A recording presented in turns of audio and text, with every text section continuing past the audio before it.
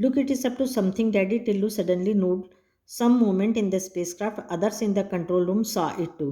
All eyes were now glued to the screen.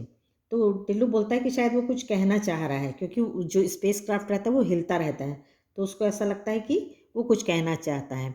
और बाकी लोग उसको टकटकी लगा के टीवी स्क्रीन पे देखते रहते हैं कि ये क्या करने वाला है।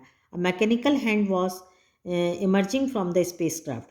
अब एक हाथ, जो मतलब आर्टिफिशियल हाथ निकलता है स्पेसक्राफ्ट से। It was approaching the surface of the planet, जो कि प्लैनेट के सरफेस में पहुंच जाता है। It bent and touch the soil, मुड़ता है और वहाँ की मिट्टी उठाता है। What was it up to?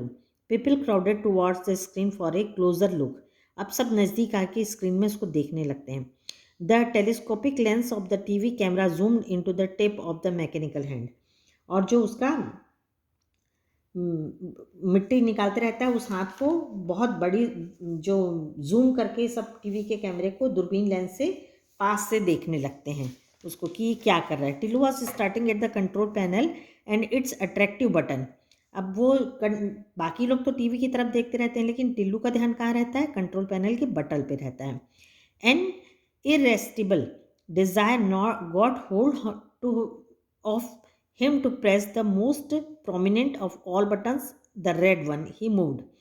अब वो irresistible मतलब उत्सुकता रहती है, और डिज़ायर मतलब उसकी इच्छा रहती है, लालच आ जाती है उसको कि मैं एक बटन दबा दूं, और उसमें उसको प्रोमिनेंट मतलब सबसे मुख्य बटन कौन सी दिखती है? रेड कलर की बड़ी सी बटन रहती है। वो मुड़ता है।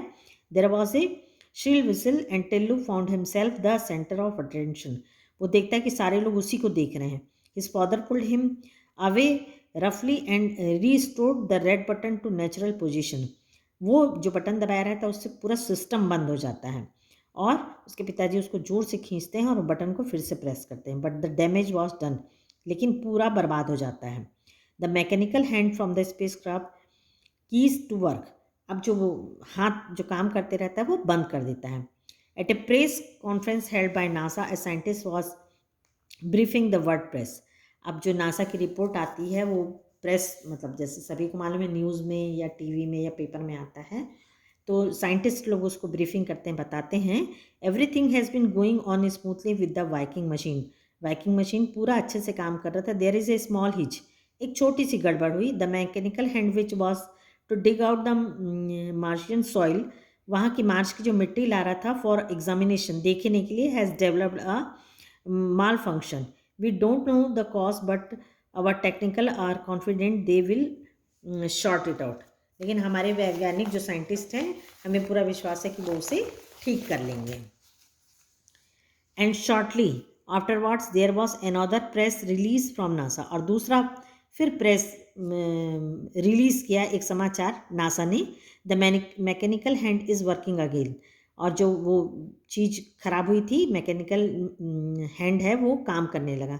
Thank to the efforts of our technicians, हमारे जितने टेक्नीशियन हैं काम करने वाले, उनको बहुत धन्यवाद है। Soil samples are being collected and examined, वहाँ की मिट्टी को लाया गया और देखा गया। Soon we will know the answer to the question whether there is life on Mars, और हम जल्दी से ये बताएंगे कि क्या मार्स में, मंगल में जीवन संभव है। लाइफ ऑन मार्स, क्या जीवन में, मंगल में या मार्स में जीवन हो सकता है? Of all the planets in our solar system, Mars is nearest in location. जितने भी प्लैनेट हैं उसमें सबसे पास कौन सा है? मार्स है। And physical condition to our earth, और काफ़ी कुछ वो अर्थ से मिलता जुलता है। So the scientist behind the Viking mission were hopeful of the finding life on Mars. तो लोग ये पता लगाना, वाइकिंग मशीन को भेजकर ये पता लगा रहे थे, उम्मीद कर रहे थे कि क्या मार्स पे भी मनुष्य रह सकता है। But they were in for a disappointment, लेकिन ये एक डिसअपॉइंटमेंट हुआ, एक दुख की बात है। The Viking mission found no sign of a life on Mars, कि वहाँ पर कोई भी मनुष्य का जीवन संभव नहीं दिखता। लेकिन अभी भी हम न्यूज़पेपर में पढ़ते रहते हैं कि ये इन्वेस्टिगेशन सर्वे चल ही रहा है कि क्या मार्स में लाइफ हो सकती है। Thank you.